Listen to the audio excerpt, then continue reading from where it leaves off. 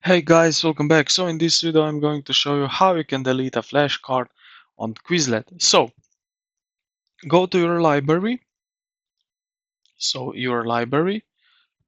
and then click on the set you want to change. So let's go and let's do that one here.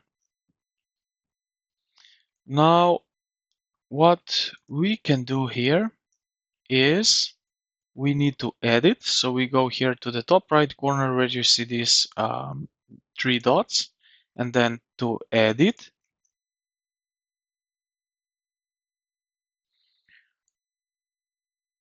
And yeah, here you can edit your flashcard. But if you want to delete one flashcard, for example, you will see at every flashcard at the top right corner this trash icon. So if you click on it, you will simply delete it one flashcard in this set. Now, if you want to delete everything here, you just have the trash at the top right here.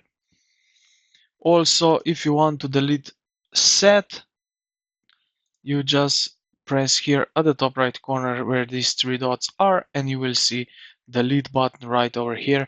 And just like that, we will delete the whole set.